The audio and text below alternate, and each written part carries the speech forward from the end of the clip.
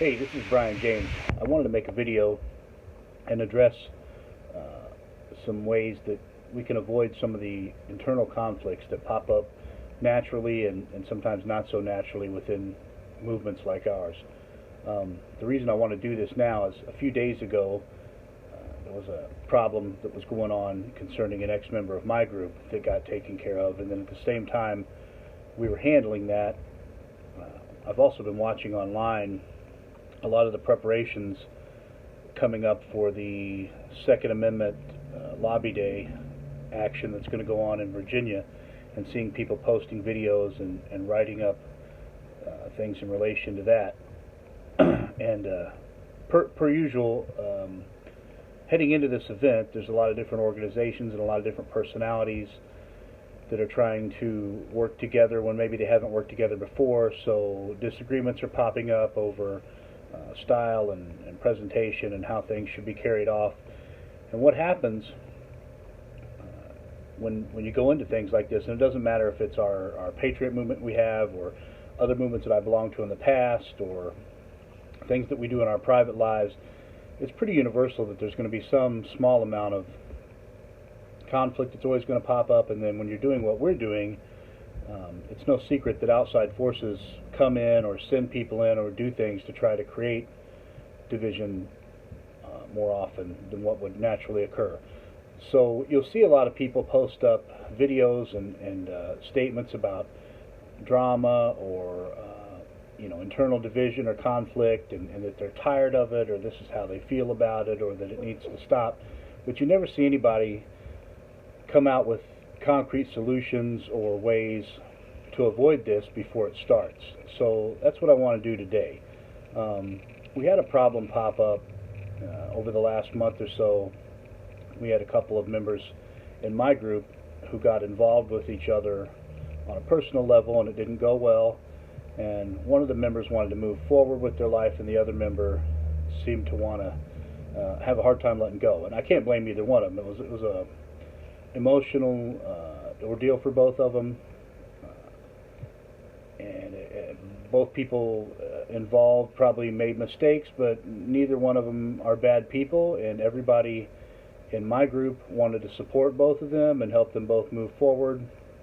But one of the parties was having trouble doing that, so it led to that party leaving our organization and becoming close with another organization. As soon as that happened, we started seeing this other organization, which would be allies of ours. They have a lot in common with us. They're American constitutional, nationalist patriots. Some of their members were saying things about us, and maybe some of our members were saying things about them, and it was popping up here and there. So what we did, and what we always do, is we have a policy in our club to try not to argue or go back and forth with people about anything on the internet, which isn't always easy to do. But we have a Congress. We have 3 representatives from every state or every chapter. Some states have more than one chapter, depending on how large they are, who come into a Congress, and that Congress has a running daily discussion that's gone on for 3 years, or however long the club's been going. And then we have a national leadership which acts as an executive branch of our club. So whatever that Congress decides through a democratic process, the executive branch can deliver with certainty, or any member, any state president, any member of Congress can deliver those findings with certainty to any other group, knowing that anyone involved with the American Guard anywhere stands behind them. So we worked out what we wanted to do and what our stance was going to be on the situation, and then I wanted to find out who the leadership was of the other group and contact them. So that's what I did. I'd never spoken with the leader of the other group before, but he was he seemed like a really solid guy. Didn't have an ego issue. Seemed really concerned for his people and really concerned for the cause and the movement and what we're all trying to do. And he was ready to work through the issue and make sure it didn't become something larger than it needed to be. And so was I, and that's exactly how I felt about it. So we sorted it out. We came up with some solutions, him and I. I took those solutions right back to our Congress, knowing that they would be in favor of them from previous discussions, and they were. And that's the end of it. And if there are more individual issues that pop up out of the other person's organization or mine, I will screenshot those issues or comments and send them to him, and he will do the same for me, and that should be the end of it. And when you have a group that's nationwide with hundreds of people, something pops up at least once a month, probably closer to once a week. So this isn't an isolated incident. These types of things happen all the time, but you'll never see my organization, the American Guard, going back and forth with anyone, with a prolonged disagreement where you're drawing additional parties in, because we've taken the steps in advance to make sure we don't get brought into that. So, number one, if you want to avoid internal divisions that can destroy your group or that can cause long-standing feuds between your group and other allied groups, is you have to have a central leadership.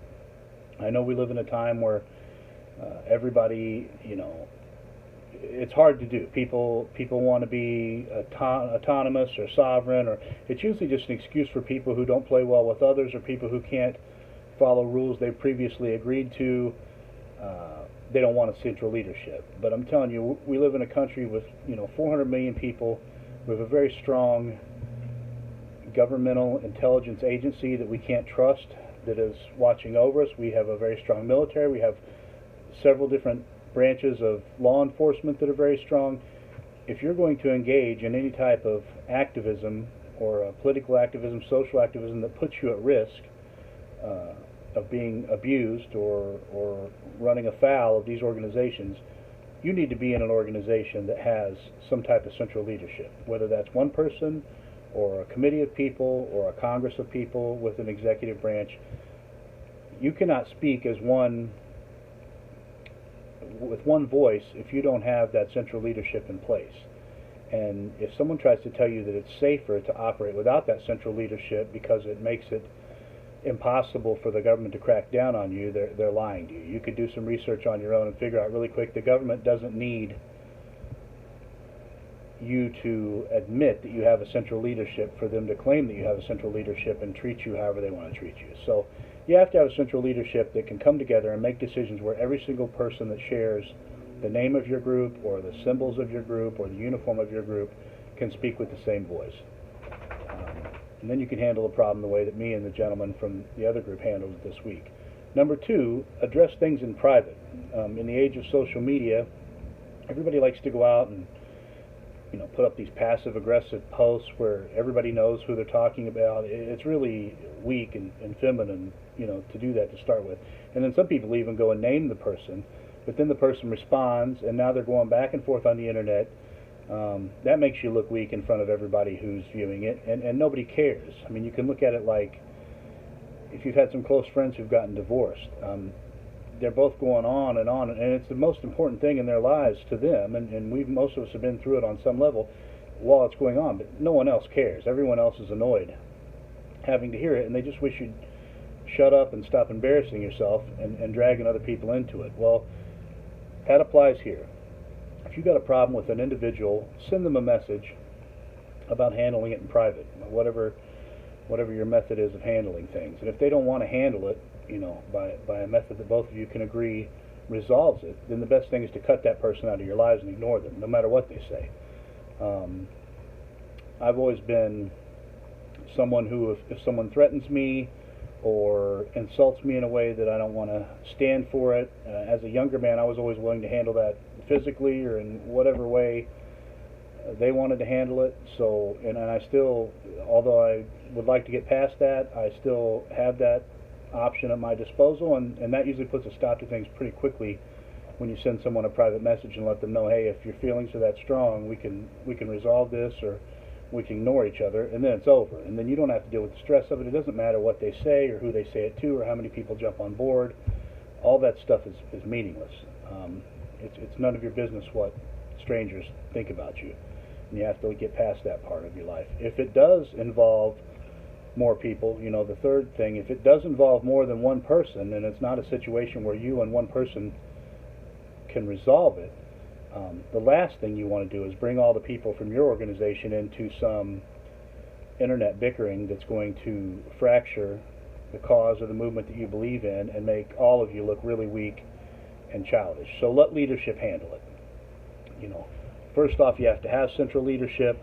Next, if you can handle things one-on-one in private, do that. And third, if you can't do that, let your leadership handle. Let your leadership contact their leadership in private, come up with solutions. They can bring those solutions back to you and to whatever body you have that makes decisions, and everybody can abide by it, and people who won't abide by it can be sanctioned or dismissed.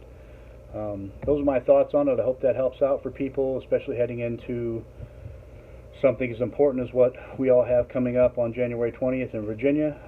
Everybody stay strong, stay solid, stay together, try to keep your eyes on the goal. Have a good day.